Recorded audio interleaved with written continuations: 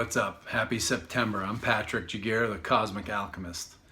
And welcome to my September 2019 astrological forecast.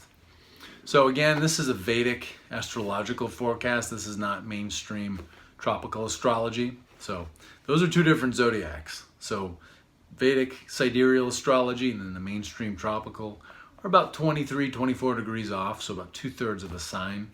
So if you follow astrology and all of the placements and the conjunction and the alignments I'm talking about don't sound right, well, that's why, because I'm using a different system that's not mainstream. So anyway, let's get into this. September's a big month. I keep saying it's a big month every time I do one of these, but we're living in challenging times. We're living in difficult times, and we're living in intense times, and the times we're living in are basically a turning point. And we have an opportunity to change the world for the better and sort of remake the world. And if we don't do this, we also have an opportunity to really screw things up too. So let's make the best of it. So anyway, I'm going to use my usual format. I'm going to go through sort of a handful of the major themes for the month. Then we'll dig into the nitty-gritty and the specifics of it, and we'll go into, chronologically through the month of September and talk about the big conjunctions and transits and so forth. So anyway, major themes for September.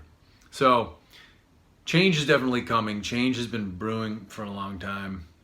This summer has been a build-up to some turning points, into some changes. So for a lot of us, it's been a frustrating, angry, hot summer. Not just thermally hot as in the weather, but we've just been dealing with some heavy things internally, in our own minds and our own emotions. So change is definitely coming. Change is on a lot of people's minds, especially in the media. This whole political drama that's going on. So many people are calling for one type of change or another. So we're definitely building up for change, and it's definitely going to come. But the big takeaway here is that it's not going to be any organization or political party or religion's version of change. Nobody is going to get, like I've been saying, nobody's going to get their smug, self-righteous victory where they get to say, yeah, I told you so. The other side's a bunch of bastards and they're all going to get arrested, and my side is going to ride to glory and totally triumph. It's not going to work that way. Nobody's favorite side is going to be exalted while the other side that they don't like, totally gets destroyed, and everything's going to be wonderful from there, and not going to happen.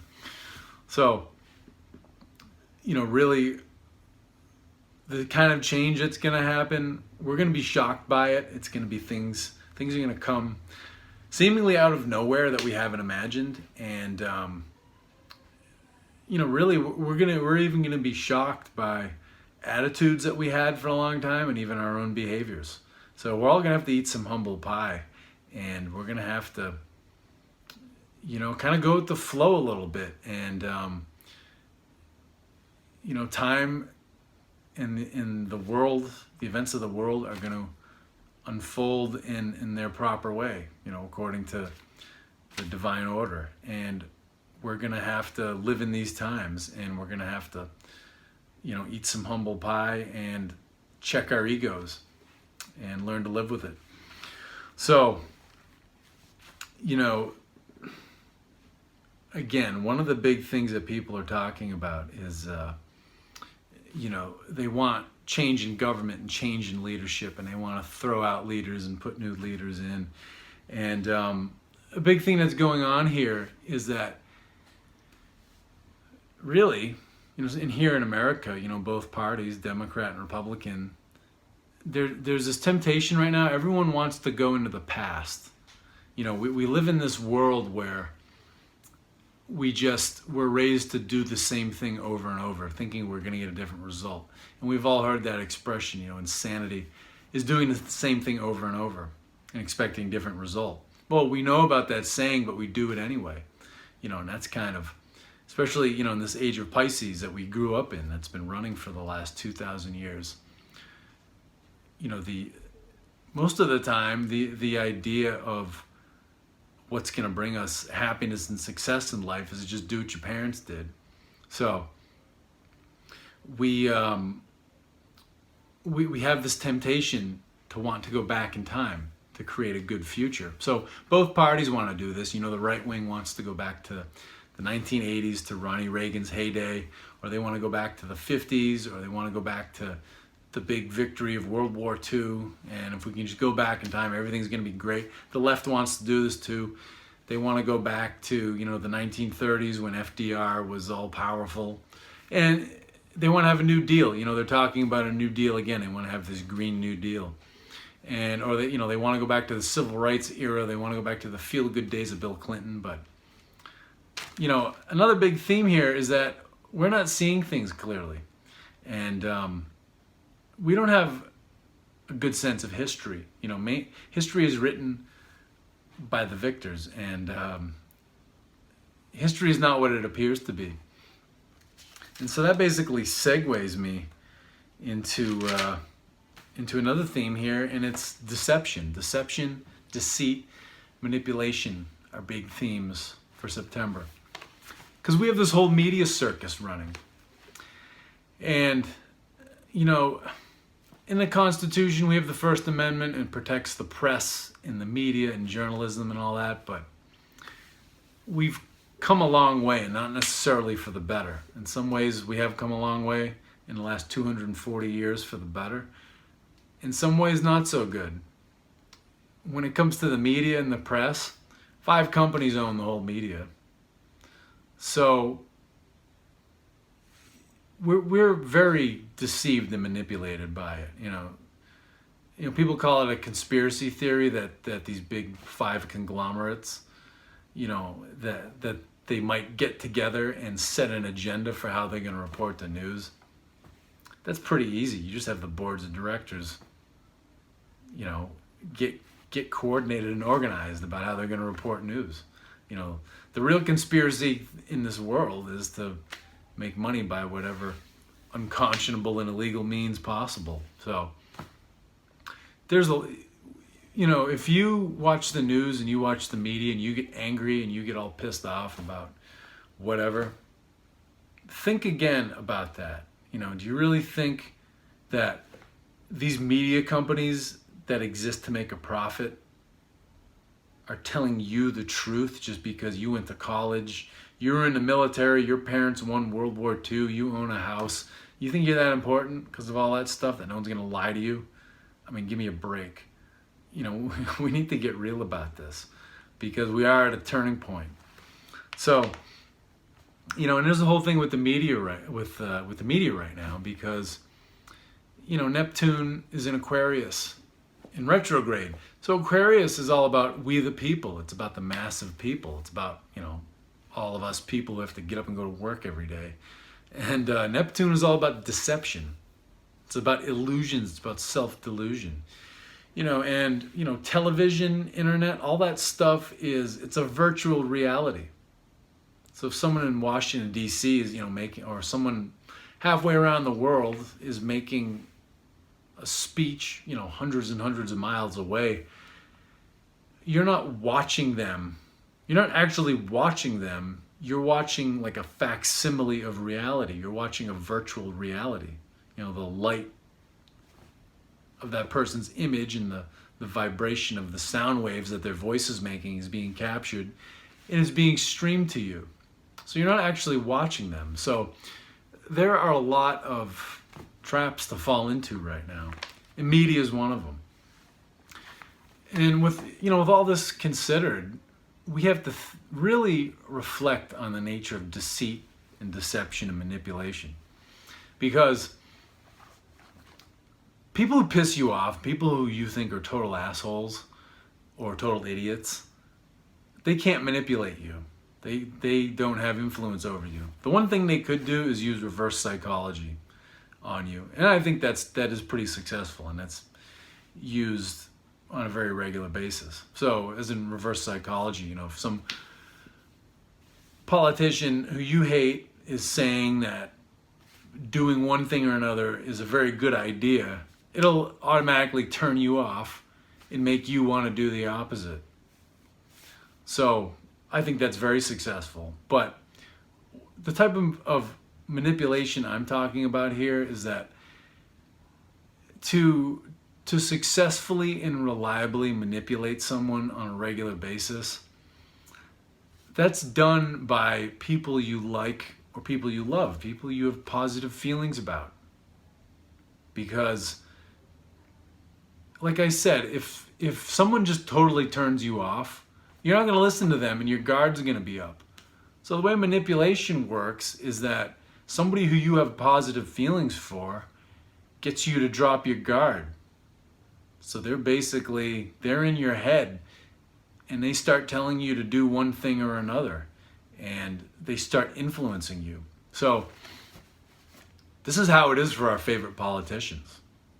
You know, whether you're a supporter of Donald Trump or AOC or Mike Pence or Elizabeth Warren or Bernie or whoever.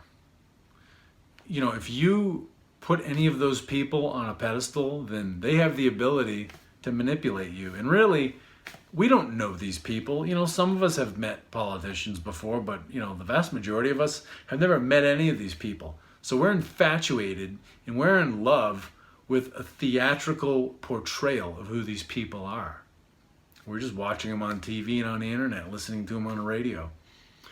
So we have to bear this in mind here, and this is a real ego trap. So, again, I have to keep harping on this. People who you have the positive feelings about are the ones who can successfully manipulate you. And so, yeah, just because you have such and such a career or such and such a degree, or you went to college, or you have a PhD or a law degree or a business degree, or you were in the military, or you are a homeowner, or you own some big fucking company, doesn't matter. That doesn't make you immune to being manipulated. It can actually make you more prone to being manipulated. So people who have the most to lose can get manipulated the most. So think about this. And people use this argument a lot where, let's take Donald Trump, for example, because he's so controversial. People who don't like him will go absolutely crazy about him. And, they'll say, well, he can't manipulate me, but he can manipulate those idiots who support him. Well, for one, that's very narcissistic to think that, you can't be manipulated, but it's those idiots who can be manipulated. Well, that's very self-righteous too.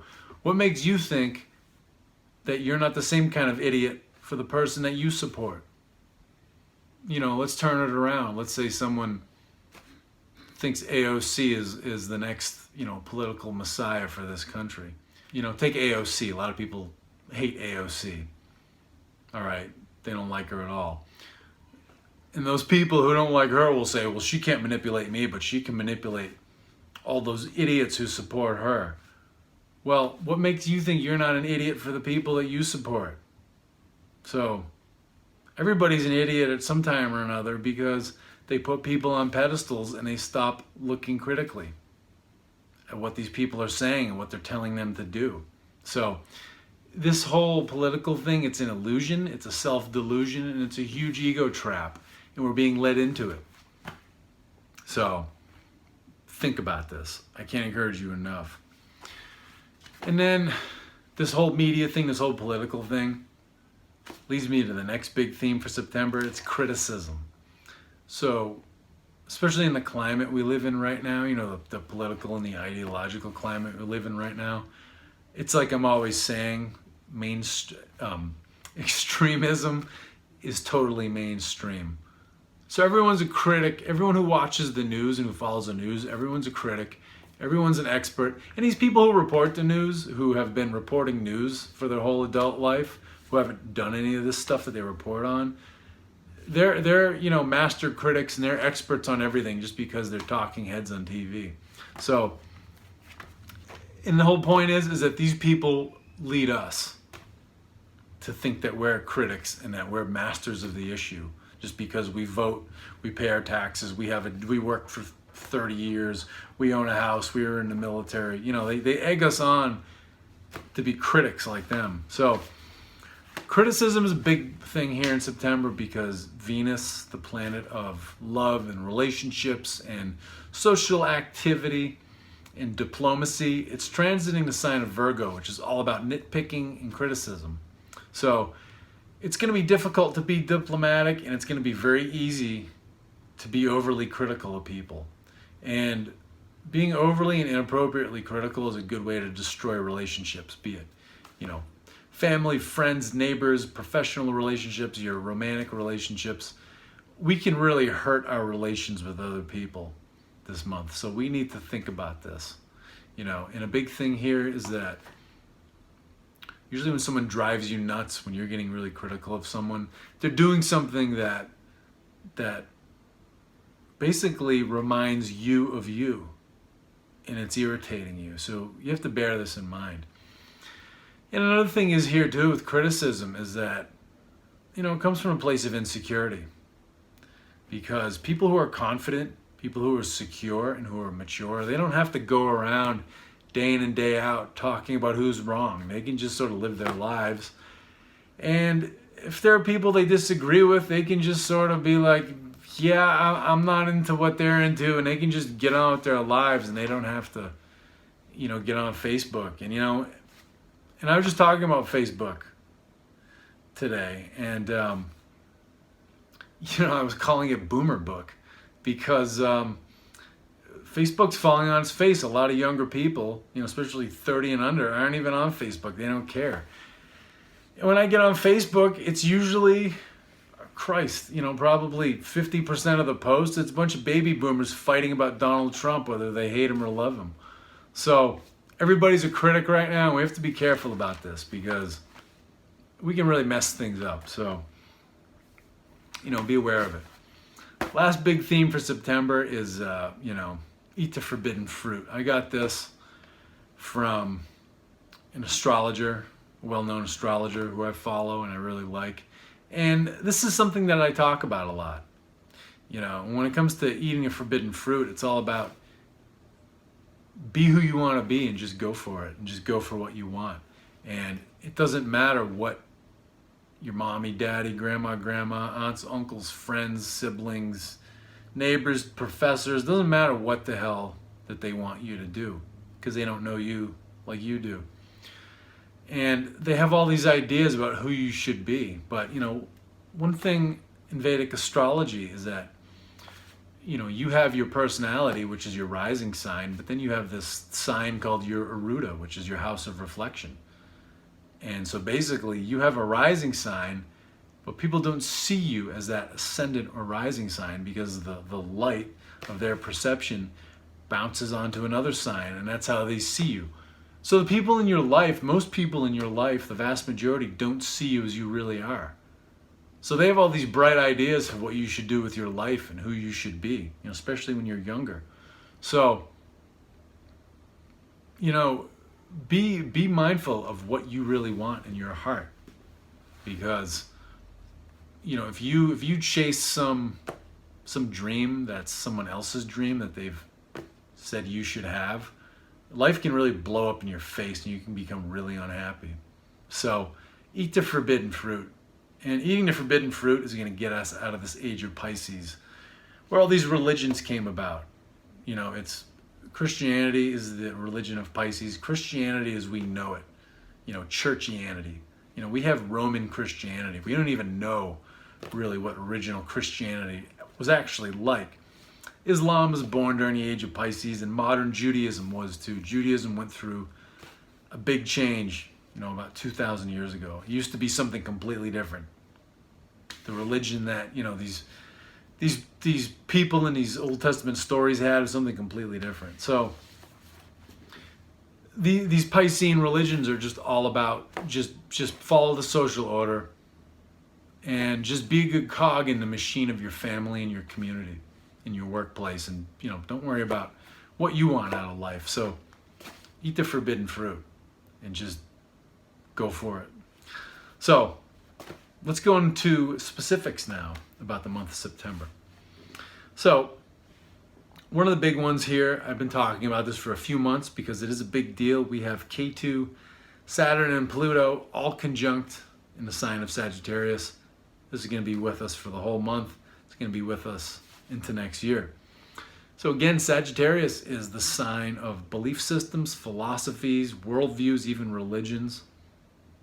And then K2 is like a mystic, like a spiritual practitioner who has no material desires, who just wants to communicate with the spirit world. So K2 has no time for bullshit, has no time for excess, and just wants to get down to things that really matter.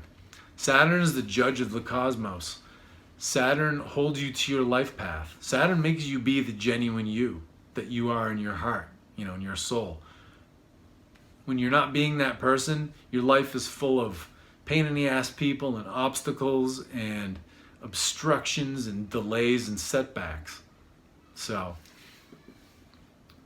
basically, the world is full of ego traps that we can step into.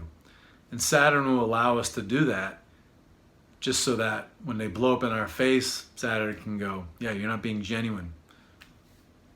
Listen to your deepest self and go with that. And then Pluto is the god of the underworld.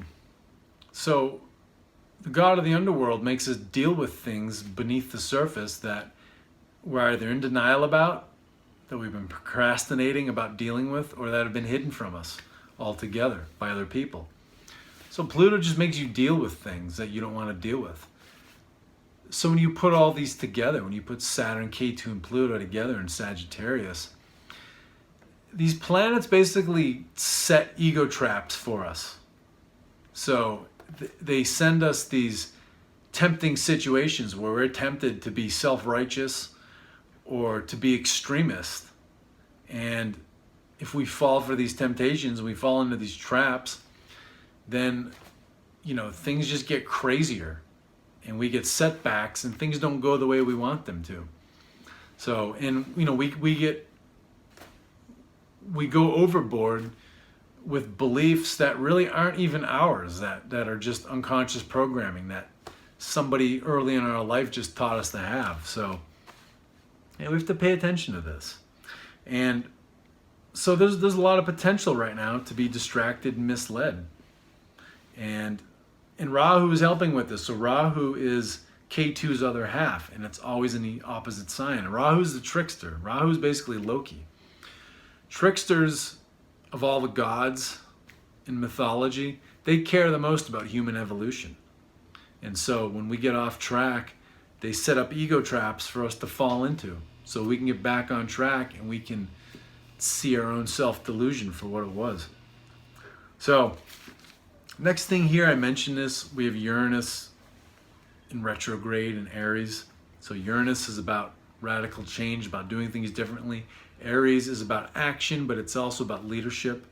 And so when you've got Uranus moving backwards in retrograde in Aries, it's like we want to go back in time and we want to go to a time when, our leaders were great, so we think. So it's like I was saying, it's, one political side wants to go back in time to one era. The right wants to go back to the 50s and back to World War II and to the 1980s. And the left wants to go back to, the days of FDR and the civil rights movement and the Clinton days. But the thing is you can't go back in time. In the 3D here, there are rules that we have to follow, and the universe doesn't let us go back in time because it stunts our growth. It stunts our maturity. It stunts our emotional growth. So we have to go forward. We're going into uncharted waters here. We're going into astrological times that we haven't been in for a long time. And where the astrology is going at the beginning of next year, especially in February 2020, we haven't seen times like this since the beginning of the Renaissance, since about 1517, 1520, and then since 1280 as well. So we have to go forward. Themes reoccur, but we're always moving on. We just can't go. We just can't pick a time that we want to go back to because we feel comfortable. So upward and onward. So now moving on 1st of September here, we have all in Leo. We have a bunch of planets piling up here. So we have Mercury at 12 degrees, we have Sun at 14 degrees, Mars at 15, and Venus at 19. So all these planets are combust. They're right close to the Sun. So when planets get really close to the Sun, they get super energized. And they can, arguably they can get a little unbalanced, but they get very energized. So they're all in Leo. Leo is about, on one level it's about politics, it's about, rulers and leadership and royalty. But it's also about what's in your heart, what makes you feel good and what you're passionate about. So, these planets like Sun, Mars, Venus, Mercury, they're what are called personal planets. So they symbolize aspects of us, of our mind, various aspects of our mind and our personalities. So, all these planets being Leo, and Leo is the sign of the sun. It's the sign that the sun rules. It creates a lot of anger, heat, fire, just intensity. And the feeling like you want to do something, and you want to just get on top of things and make things happen.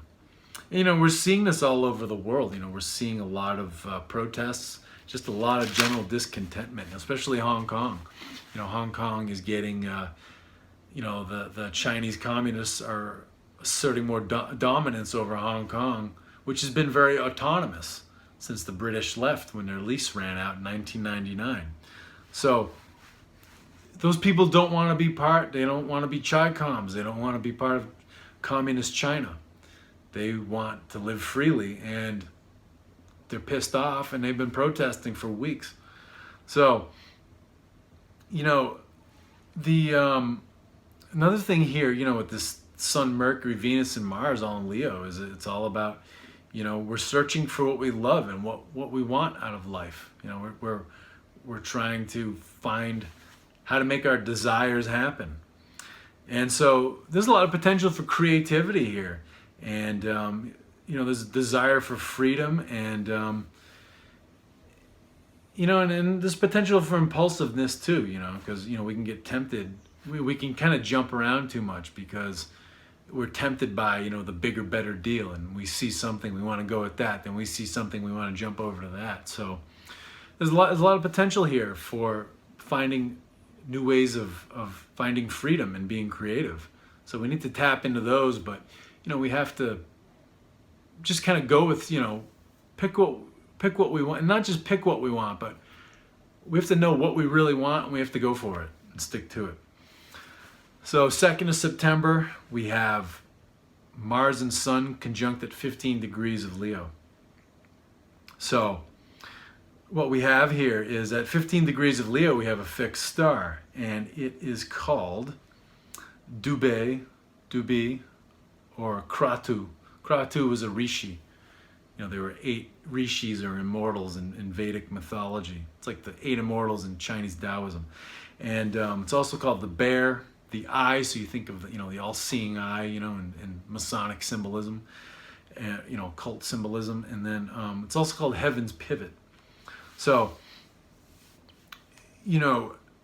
very, very important point here, because it's this heaven's pivot. It's like it's at a turning point. And so having the Mars and the Sun here, there's a lot of anger over things. Again, anger is a big theme this whole summer. So there's anger over politics and economy. There's a fire in the Amazon because, Mars and Sun together create a lot of heat and fire. And you put them in Leo, the sign of the sun, there's just a lot of heat and a lot of fire. So the natural environment is heated up, but also human consciousness is heated up, human emotions. The sun is going to move out ahead of Mars in mid-September, so the sun's going to break away. It's moving faster than Saturn right now. So definitely this first half of September, a lot of potential for volatility. So keep a cool head.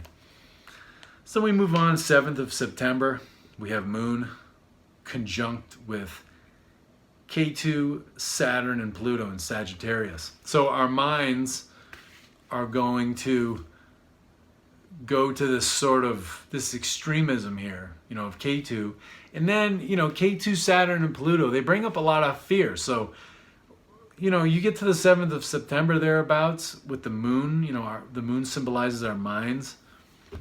There's gonna be a lot of fear on our mind, and we have to be careful not to, orient our lives towards our fear and all of our decisions towards our fear. And we can't orient our whole worldview to, basically, very radical, self-righteous extreme views, which come from fear. So something we have to be careful about, because the moon is getting close to these planets in Sagittarius. And, our minds right now, because we have Saturn, K2, and Pluto in Sagittarius, the sign of belief systems, our minds are very much on, rebuilding our beliefs and our worldviews. But we're going to get tempted to fall into these traps of extremism and self-righteousness. So we have to take a step back and look at ourselves and be like, okay, am I being level-headed here, or am I getting a little crazy because I'm afraid that the other side of this issue or this other political party is going to do some horrible thing to me? So something to think about here. Then moving on to the 9th of September, Venus enters into Virgo. So Venus is debilitated in Virgo because Venus, it's the planet of, social activity, creativity, arts, romance, diplomacy, creative, all creative projects, all creative activity. Virgo is where Mercury is strongest. It's a Mercury-ruled sign. It's all about the intellect. Virgo is all about being intellectual and sorting out details and making corrections and being very critical. So, and Venus is going to be there till the 14th of October. So, over a month, Venus is going to be there. And Venus suffers a little bit in Virgo because, relationships can be damaged by criticism. So, something to think about. I mentioned this in the intro, when I was giving the themes for September, and we have to consider this. And so, the, one thing that I would say here is roll some compliments into your criticism. You don't want to be a doormat. You still have to assert yourself. You still have to have your personal boundaries. So when you feel you've been transgressed, roll some compliments in. So if you have to criticize the way someone's doing something and sort of, reproach them about it, say, well, hey, I really appreciate how you do X, Y, and Z, but can you do this other thing a little differently? That's going to really soften things. This will help a lot, because our individual lives, our individual actions all accumulate and they create the world. So again, we're at a turning point here. We're at a crucial time. So, be aware of this. Don't fall into the trap of fault finding, because fault finding is everywhere. The media is full of fault finding. The media has always been full of fault finding. Ever since Donald Trump got into office, the fault finding program has gone through the roof. So be more mature, because again, when you're confident, when you're mature, when you feel secure, you don't have to fault find. You don't have to talk about how everyone else is wrong. You don't have to talk about who's wrong. You can just do your thing. And then, also here on the 9th of September, around this time, look for celebrity breakups. Look for tabloid celebrity breakups, because they love to use that stuff. When someone breaks up, it's an opportunity for them to up their ratings and their readership. So, look for those. Look for the celebrity blowouts where they're criticizing the hell out of each other and they just can't be together anymore. And this will happen around you too, and the relationships of people you know. So, safeguard your own relationships. Be aware of this. 11th of September, Mercury enters Virgo. So Mercury is exalted here. This is the best place, because Mercury is the intellect. Mercury symbolizes the intellect. And it wants to sort details, and it wants to make corrections, and it wants to fix things, and it wants to criticize. So the good thing here, Mercury stays here till the 20th of September. Great for communications, because Mercury is all about communications. It's the intellect, but it's also about communications. So communications will be very precise and clear, because Virgo is all about perfection and precision and clarity. So great time to do business, to make deals with people, to forge new relationships, to make business deals, sign contracts, meet people in a professional realm, because you're going to come across very clearly and they're going to come across very clearly.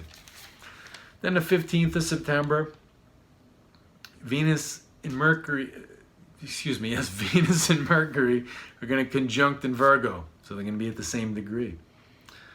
And they're going to have a mutual aspect with the moon in Scorpio. So the moon is the mind. Scorpio is deep-seated issues.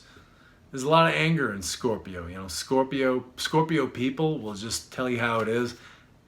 They're not going to tiptoe through the tulips with you and sugarcoat things for you. So, with Venus in Scorpio, with Venus in Virgo, a lot of potential for overly strong, excessive criticism.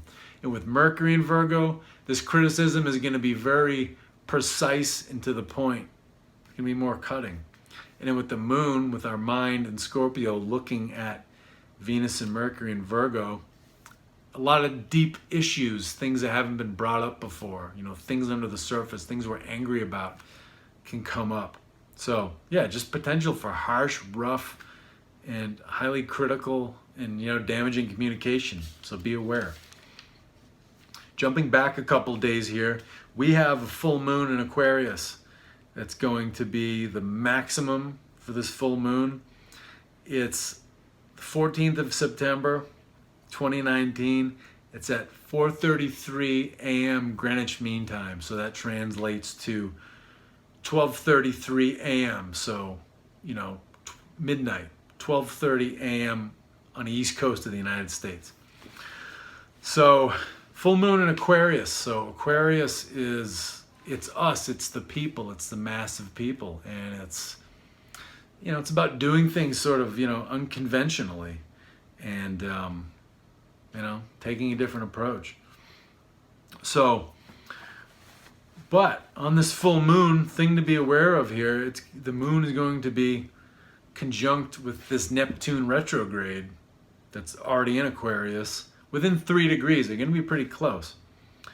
And so our mind, again, the moon being this close to Neptune in Aquarius, it means that, the minds of we the people, they're not going to be very clear. We're not going to be seeing things very clearly. So we have to be mindful of this before we get impulsive and be overly critical, before we make harsh criticisms, and before we take impulsive action.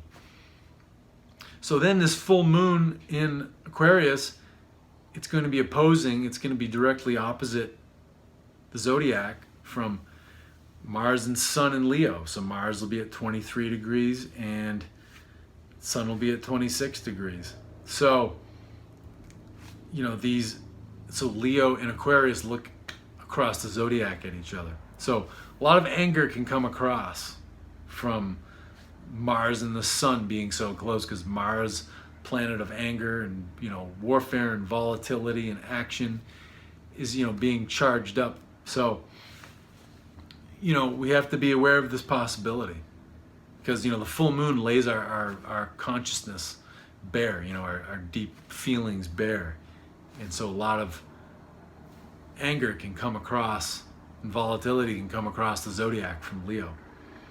So the the moon and Neptune being so close together, our minds are not seeing things clearly, and we may even refuse to, we may refuse to see the facts even when they're presented to us, because a lot of things are being revealed right now. Things that people have been angry about for a long time are being revealed. It's like the whole Jeffrey Epstein thing. And a lot of facts are being laid down, but people are still turning it into a whodunit. So some people are like, oh, it's all the Clintons' fault, and throw the Clintons in jail and let's be done with it. And then the other people are saying, oh, it's all Donald Trump's fault, and let's throw Donald Trump in jail and impeach him, and let's be done with this. So, even when the facts are presented to us, we may not even see them clearly, because really, you take something like Jeffrey Epstein, the fact is that everyone was friends with him, no matter what party they were part of. So, no matter what company they worked for. You know, they were just people from all kinds of businesses and academic institutions and political institutions that were friends with him and that were, you know, getting in on, you know, this inappropriate sexual activity with these young girls. So it's not just one person that did it and that's responsible for it. So we may not see the facts even when they're laid bare before us. And so you get the moon and Neptune right on top of each other. We're not seeing things clearly. And then all that anger comes in from Mars and Sun and Leo. It's not a good combination. When you don't have all the information and you're angry, you can make bad decisions. So be advised. And, you know, the full moon illuminates. So, you know, we're going to be shocked by, I think, our own behavior and our own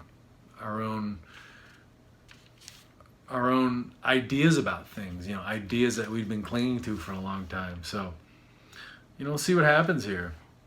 But, you know, this full moon in Aquarius gives a lot of potential for us to be sucked into this illusion and this delusion of the media that is set up for us to be distracted and to be misdirected.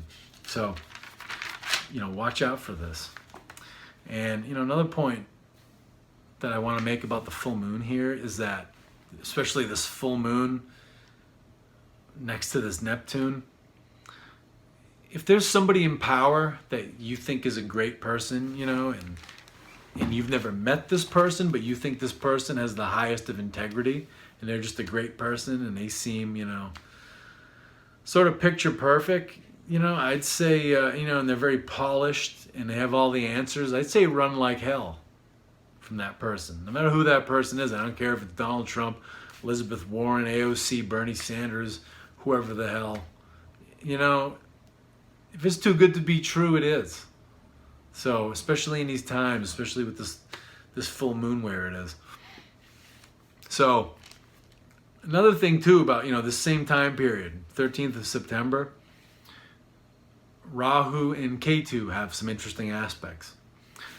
So Ketu, the mystic, this extremist, but you know, all this mystic who just wants to be rid of the material world and wants to throw things out. Ketu's ninth aspect is on Mars and the Sun in Leo. And then Rahu's ninth aspect is on Neptune in Aquarius. So this really signals for a lot of just deep events coming. Things that are going to shock us. And, you know, especially, you know, Mars and Neptune here are within 1 degree. And, you put the influence of Mars and Neptune together, it's people not seeing things clearly and people being deluded, and they do something sudden and rash and potentially violent. When you put K2 and Mars together, it creates a lot of fear and anger and volatility, and and Mars is being fed all that energy by the Sun. So when K2 and Mars get together, people from a place of extremism and just fundamentalism and and just ideologically driven, they can do violent things. And then when you have Rahu looking at Neptune, Neptune is already about illusion and delusion and deception. You put Rahu's influence in there, Rahu is sneaky, and it's a trickster who's trying to lead us into traps of self-delusion, into illusions. So a lot of potential for big events brewing here. I think some big things are coming that are going to shock us, especially end of the year, coming into next year and beyond. So then we move on to the 26th of September, and Mars enters Virgo. So it's going to be conjunct with the Sun too. It's a looser conjunction,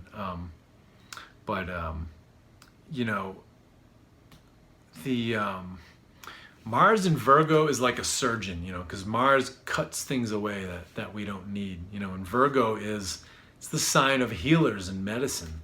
So Mars is going to give us a dose of medicine if we're doing things that are inauthentic and things that are not true to ourselves, and we're just, we have antiquated beliefs and ways of living, because in my opinion, traditions have to be practical in order to not be obsolete. So Mars is going to cut things away here. And, again, this can, you put these two together in Virgo here, and, there can be a lot of aggression and anger in relationships, Mars and Sun together in Virgo here. So, again, watch out for that. And Mercury's in the picture too, because Mercury's going to be there. So, our communication, again, can be angry. And, on the 26th in particular, Mars is at 0 degrees of Virgo. Mars comes into the sign that day. So when a planet's at 0 degrees, it's almost like unlimited potential from the universe. It's like anything's possible. So for me, it's like Mars is it's like the celebrity surgeon. It's like the well-renowned master surgeon that's going to cut things away. So it cuts away excess, and like I said, it cuts away obsolescence and inauthenticity. And to me, this is, Piscean worldviews and beliefs and traditions that just don't make sense anymore. So you will lose what is not aligned with your heart and your soul. So this can mean a lot of things. This can apply to your personal life, your work life, social life, whatever, your belief systems too. And then on the 26th, we have the 10th aspect, it's what they call the dreaded aspect of Saturn on Mars. And then we have the 4th aspect of Mars on Saturn. So Mars and Saturn are looking at each other, and there's an expression in Vedic astrology: Mars is fire and Saturn's oil. Put the two together, you get combustion, you get explosions, conflict, turmoil. So a lot of potential for that. And so, I tell people, ask yourself, are you being authentic? Are you living the life you really want? Are you being yourself? Or, are you living through your unconscious programming that was given to you as a kid, in your family and in your school and, in your church or whatever? And, are you just trying to be like past generations because, you think they had it right? Because, you are not living in the time of your parents or your grandparents. You're living in your time. So this is something to be aware of here. And, a big point here is that there's an expression in the military that generals fight the last war. Generals are usually old men, so it's like the old men fight the last war. So, and this is all over. People right now, people's views in general tend to be 30, 40, 50 years behind the times. It's like people are still telling their kids, well, just go to college and there'll be a job for you, and it'll be fine. Yeah, just take out all that debt. You'll break even, you'll get ahead.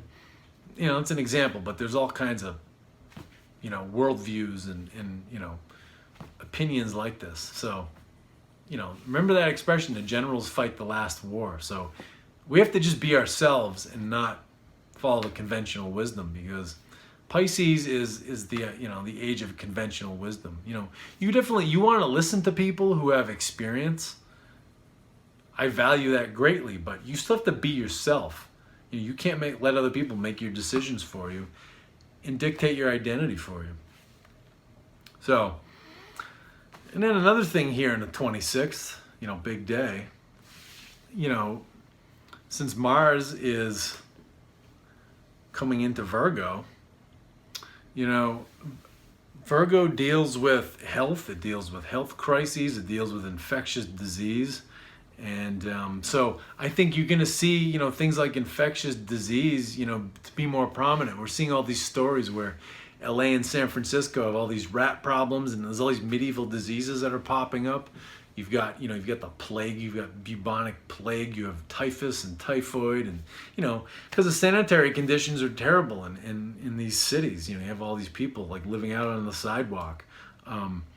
So, another thing this deals with too, especially since you have Mars, Sun, Venus, Mercury, all in Virgo, towards the end of September.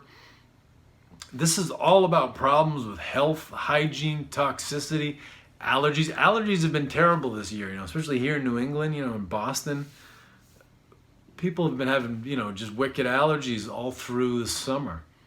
So I think with all this stuff that's going on in Virgo, with Mars coming in with all these other planets, there are contaminants and hidden causes. And then too, I think this is setting up a really intense flu season. So we're going to be hearing a lot about this. So definitely, definitely build your immunity, build your health, because, at this time we're going to have the Sun and Mars and Virgo together. Virgo deals with health and healing, but also deals with disease. So that's a lot of fire and a lot of energy. The Sun and Mars together in Virgo. And then you have that aspect of, so you have Saturn looking at Mars and the Sun. So again, when Saturn and Mars look at each other, things get heated and things get, volatile. And then in addition, K2 is also looking at Mars. So yeah, I think a pretty rough flu season this year, cold and flu season. So build your health, build your immune system, less smoking, less recreational drugs, less alcohol, less sugar, be healthy, build your health while the weather's still warm, before winter sets in. And another thing here, another really important thing here is that Rahu is entering the nakshatra. So nakshatras are mini constellations. There are 2.5 in each zodiac sign. So the nakshatras are little mini constellations that are part of the major signs, and they work behind the scenes. So Rahu is entering Ardra. So Ardra is the teardrop, the howling winds. It's all about tragic events. And it's ruled by Rudra, the storm god. Last time Rahu was in Ardra was on 9/11. So 9/11, 2001. And, so this deals with major storms, in the weather, but also storms within human consciousness. And, and added to this again, you have that Mars in Virgo. So, Mars has the knife out. It's the surgeon with the knife out. It's going to be cutting things away. So some really big events are queuing up here. We're going back to the astrology of 9/11. And then let me check the dates here. From the 26th of September 2019 through 22nd of April 2020, you're going to have Rahu and Ardra, just like it was on 9/11. So you've got this whole, what is this here? 7 months with Rahu and Ardra, because Rahu and Ketu move so slowly. So you've got this 7-month window where 9/11-like things could possibly happen.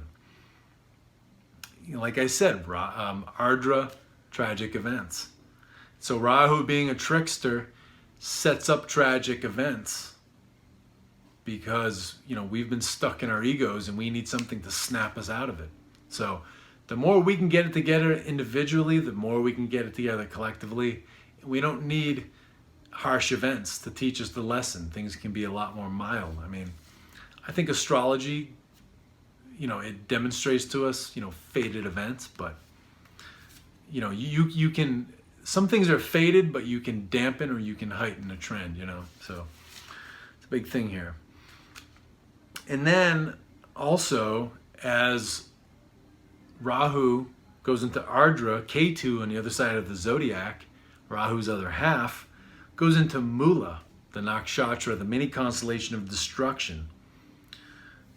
And that's going to happen in February 2020. So further down the line, while Rahu is in Ardra. And, 9/11, Ketu was in Mula. So, this is building up for February. I think February is going to be a big deal. Something's going to go down. So then we move on to 28th of September. We have an exact conjunction of Saturn and Ketu in Sagittarius. So they've been here in this sign together, but this is going to be the last time that they conjunct exactly in Sagittarius before they move out of it, starting in January 2020. So this is a culmination. This is going to be a culmination of this whole year and of this long, hot, intense summer. So this will be a high point of fear, frustration, fundamentalism, anger, extremism, and so watch for this. Take a step back, look at yourself closer. And then on the 29th, we have Mercury entering into Libra. So Mercury is the intellect. Libra weighs value, it has the scales. And really, originally Libra, those scales were merchant scales. They weren't the scale of justice like mainstream astrology talks about. So merchants weigh value. They put the gold on one side, and they put the commodity on the other, and they get it to balance out. They weigh the value. So, Mercury in Libra is all about relationships too, because it's a Venus-ruled sign. So Mercury is going to be weighing the value of our relationships and partnerships with others. So, people could find that relationships just blow up in this time, if they haven't already earlier in the month.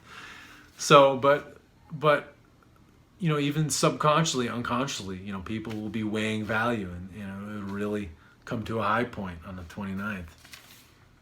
And then too, this, Mercury entering Libra, Mercury being at 0 degrees of Libra on the 29th, it'll have a mutual aspect with Uranus retrograde in Aries. So Uranus and Mercury will be looking at each other. So again, Uranus is all about being in Aries. It's all about taking new action, taking radically different actions, initiating, new activities and new courses of action. So, but since Uranus is in retrograde, people will be tempted to go backwards in time. So people could be tempted to go back to old relationships or old business partnerships or, old associations that don't serve them. So it's a thing to look out for. All right, so I've been going on for a while here, but just to wrap up here, I want to get into the outlook a little bit. And so big thing that's in the news right now is, the economy, the global economy is slowing down. It's flashing signs of recession. There's a lot of signs of recession coming up. This isn't a mainstream news. I'm not talking conspiracy theory because, a lot of time people hear that and they just tune it out that, anything like that could happen. But there's a lot of recession warning signs flashing. Now, in my opinion, the economy has been in rough shape for a long time. We never really recovered from the whole 2008, 2009 fiasco, and a lot of mainstream news right now talks about how glorious and amazing the economy is because the stock market keeps getting, pumped up, past 25,000. And they're like, well, when's it going to hit 30,000? It's going to be amazing. Well, that's not good because the stock market is a white collar casino. And when the stock market soars, it's because you can't make money anywhere else. It means that government bonds are not performing. It means you can't make money in a CD. Savings account makes you nothing. So, for lack of a better idea, people will they'll build commercial buildings or they'll put it in the stock market and they'll gamble. So, people talk about the stock market being up and they credit it to, their pet president, whatever president they like. That's not a good thing because when the stock market soars, it's because people with money have to resort to gambling with their money. So, there's no secure money to be made.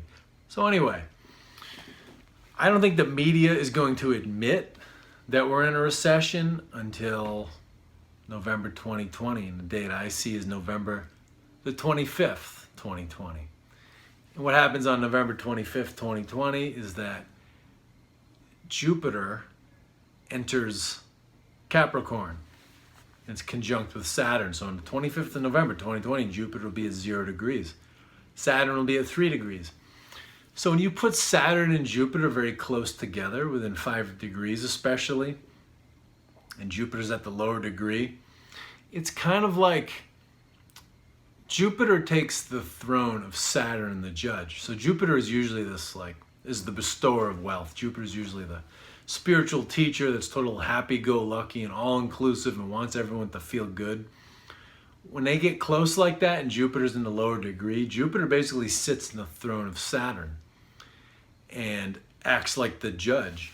So when this happens, Jupiter makes you learn hard lessons, doesn't totally kick your ass and, devastate you, but it doesn't make things a walk in the park.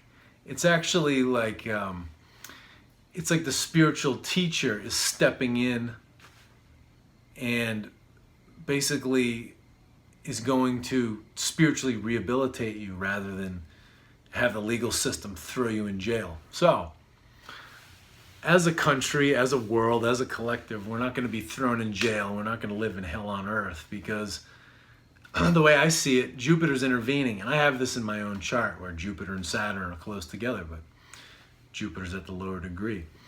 And so Jupiter's going to step in and basically put us through spiritual rehabilitation. And so when this happens, so it's November 25th, 2020, Saturn's in Capricorn. Saturn is in his mansion. He's at home. He's the most powerful he is anywhere. And Saturn is going to be making us face reality, because that's what Saturn does. But Jupiter's going to come in and is basically not going to allow Saturn to really put it to us as hard as he can. He's going to say, okay, well, you're a little silly and a little ignorant, all of you, me too.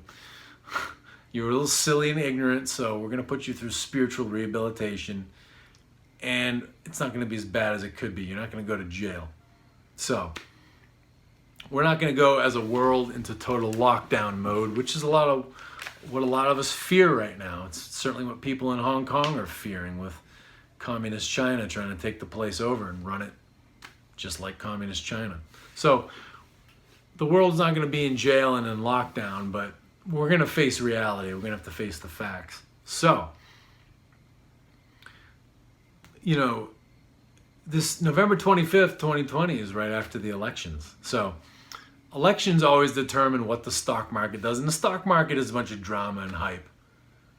But the authorities of it have, MBAs in finance. So they get put on pedestals and they manipulate us through the news. So see this theme coming up again? So the elections are going to affect this, and it's all hype. When a Republican gets into office, the presidential office, or when Republicans win Congress, the investors, their hype gets positive and they're like, oh, this is a great thing, and they feel good. So then all the little investors follow them and the market goes up. Because Republicans tend to be more pro-business and they give tax breaks to businesses. And then, when Democrats get into the presidential office or they win Congress, then, the market goes down because the investors are scared, because the Democrats talk a big game about teaching big business and Wall Street a lesson, and we're going to raise their taxes. We're going to raise taxes on the rich. But it's like, the Democrats are funded by rich people and by wealthy people and by big business, just like the Republicans are. It's all a big show. But what happens is the people freak out. So whoever gets in there, the market is going to go down, and the media is going to have to admit that we're in a recession and a slowdown is happening. Slowdown's already happening. Global slowdown is already happening. It's just we're going to have to admit it. So, Donald Trump wins re-election. Then, and leading up to that election, his handlers, the billionaires who sponsor him, they're going to be doing things to pump up the stock market and make the market look great so he can get reelected. But all the while, the opposing billionaires who fund and handle and control the Democrats are going to be trying to undermine them and make the economy look bad so he won't get reelected. So if he gets elected, he'll be sabotaged, and the market will go down. And it's going there anyway. And so then, in November 2020, if Democrat wins the presidency, the Democrats take control of one or both houses of Congress, then, the whole situation's flipped. So then the billionaires who control the Republicans will undermine the billionaires who control the Democrats, and they'll bring the market down. So the market has been headed, the global economy, the markets have been headed downward for a long time. But no matter who wins this election, all the undermining behind the scenes of these sort of rival billionaires that back these different parties, their undermining of each other is going to accelerate the downturn of the global economy, because they, like we the people, are also extremist and self-righteous. They can't work together, and their undermining each other is going to, cost the whole global economy. So, let me grab my notes here. So, it's inevitable. So, you look for that. November 2020, the news, it's going to be like the emperor, the emperor's new clothes. The media is going to have to admit that we're in a recession, the global economy is slowing down. But whatever the result of the presidential election and all those November 2020 elections are, it's just going to make it more intense. So that's the point. So then looking out further, looking into 2020, into February, that's where that big event is. I think there's going to be the way I read this, is going to be some traumatic event that goes down in February of 2020. We're looking sometime like the 19th through the 23rd, somewhere in there. Similar to 9/11, 2001, because just like September 11th, 2001, you have Rahu in Ardra, the nakshatra, the mini constellation that is part of Gemini, Ardra. So the storm winds, the teardrop, ruled by Rudra, the storm god, that's where you have Rahu, just like on 9/11. So the storm winds, the tragic events, the teardrops. And in February, you have Ketu in Mula. So Mula is part of Scorpio, and Mula is all about destruction. So Rahu and Ketu, one is in tragic events and storm winds, the other is in destruction, just like 9/11. So, and that's part of this 18-year cycle that I've talked about.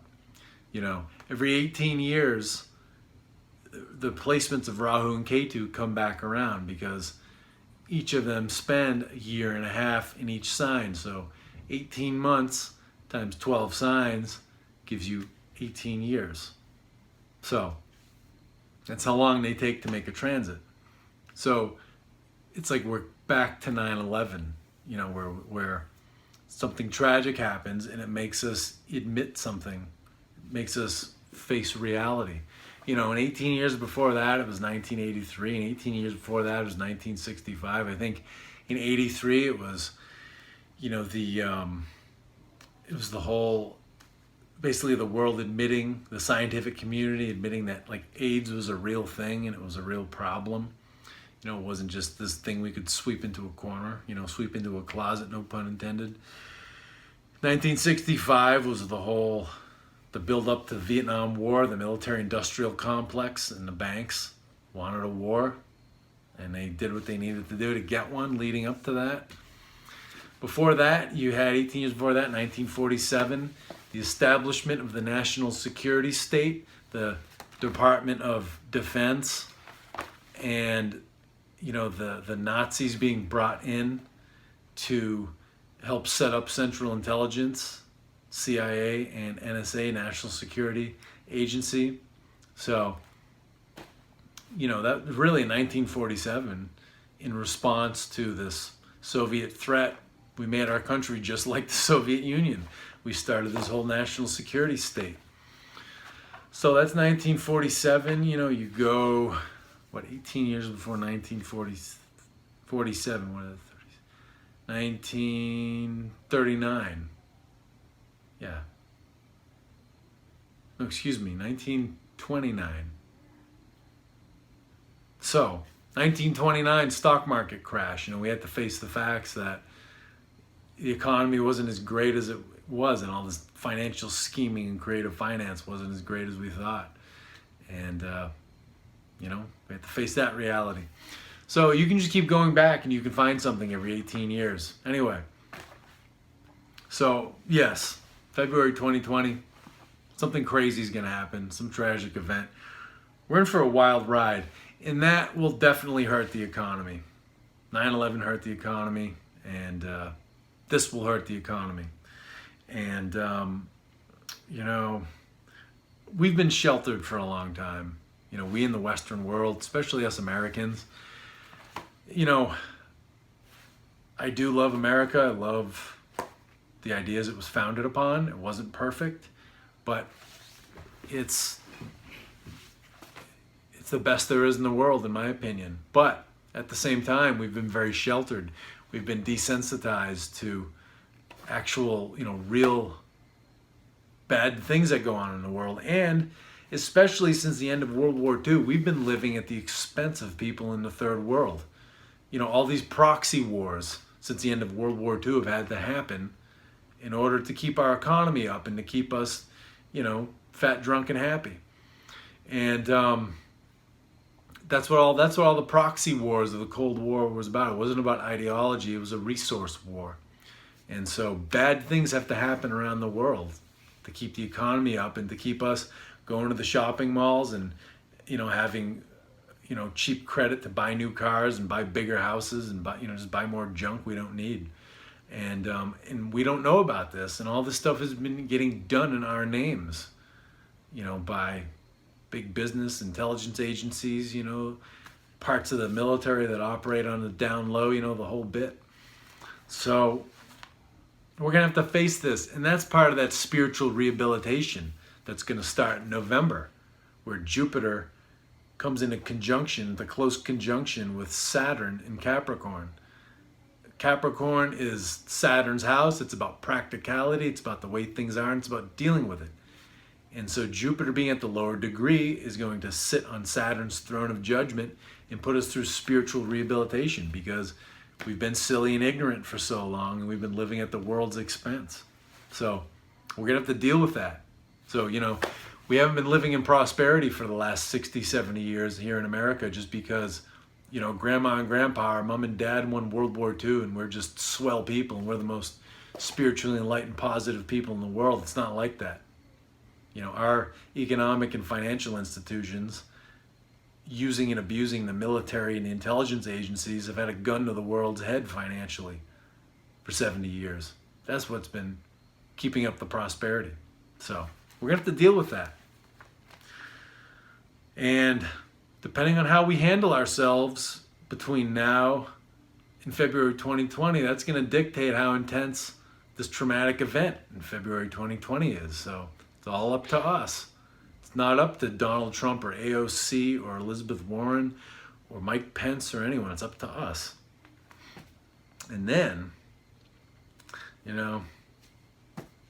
another thing I want to say too is, we've been sheltered from real hardship. We freak out over the smallest things, and virtue signaling is a big thing right now. We're like these voyeuristic, vicarious heroes. So whether we support social justice or we support the military going somewhere and beating up some third world country, we're like these vicarious, voyeuristic heroes just because we cheerlead what the things we like in the media.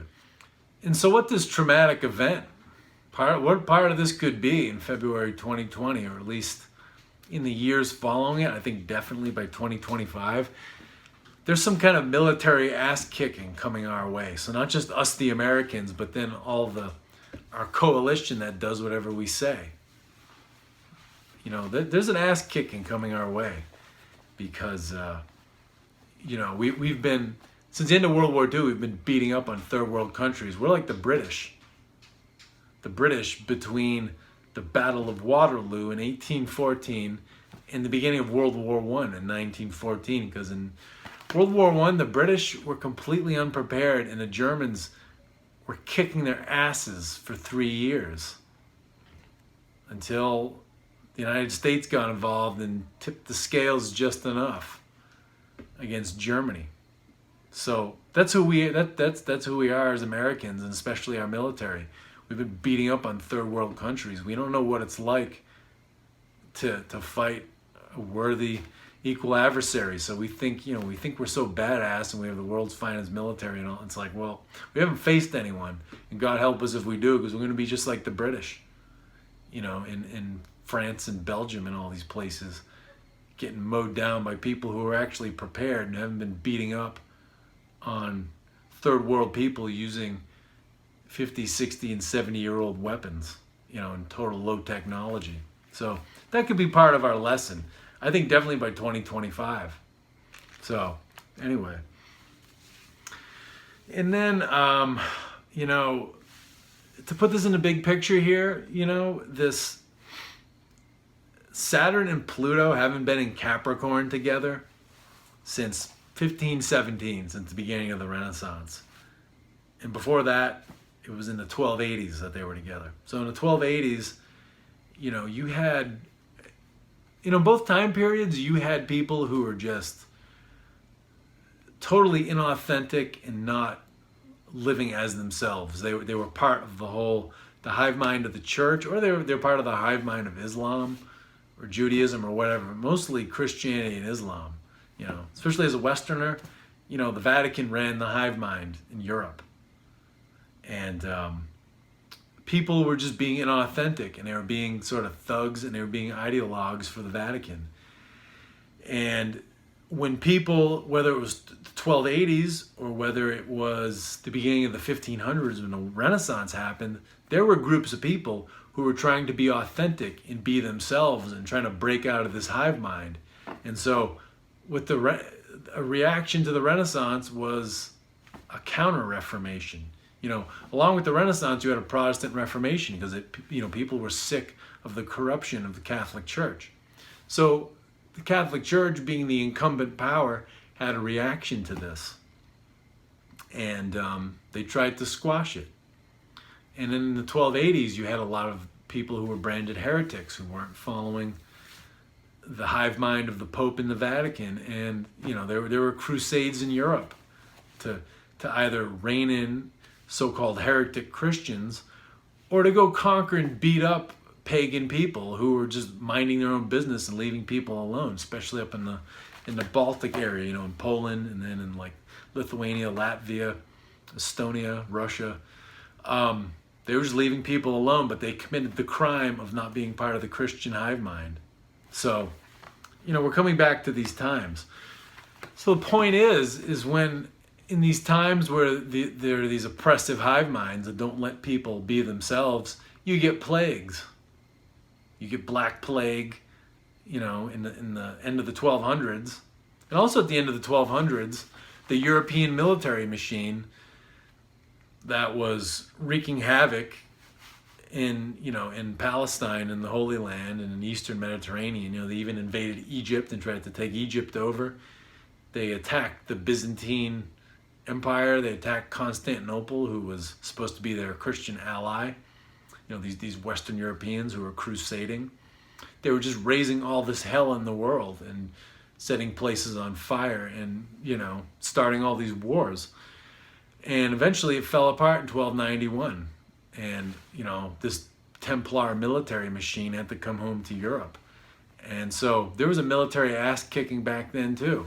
But what we saw back then was so many people were being inauthentic and just following a hive mind. So there were plagues.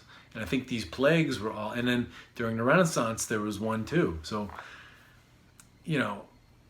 I've found this idea through my research is that when people are not living as themselves, not being authentic, you get a plague. Because basically the universe or God, this presence that humans have called God, says, okay, are you going to be yourself, or are you just going to go with the flow and be part of the hive mind? If you're not serious about being here, other souls want to live here, so you can go if you want. So that's what we're coming into here. So I'm going to end it here. Again, when you have true confidence, when you have true security, when you are a mature adult, you don't have to go around pointing out how other people are wrong. And you don't have to fault find. So think about that, because that's part of this whole thing about being authentic, especially when you take into account the Renaissance times and then, the times of the Black Death at the end of the Crusades. People back then were so caught up in fault finding and, criticism that they were taking part in inquisitions and crusades and all this, just these terrible things, making other people suffer. They weren't being themselves. They were being marched off to war. So, decide, are you going to be part of the hive mind, or are you going to be yourself? So that's all I've got. And it's a long one, but hope you enjoyed it. My website is thecosmicalchemist.com. My YouTube channel is The Cosmic Alchemist, all one word. If you want to see how these times, the astrology of the times, affects you personally, you can book a Vedic astrology reading with me. I can show you how the current events in astrology sync up with your chart. I also do rune readings. Runes are the old ancient Norse and Germanic, basically magical alphabet. It's an alphabet of magical symbols. And I make a mind map with them, and I show you how your subconscious or your unconscious mind is working and where there are blockages. And it provides remedies of how you can, basically move these unconscious blockages and get your life to where you want it to go. And I have some Qigong videos for sale for download. So thecosmicalchemist.com. Thanks for tuning in, and talk to you later. Have a good one.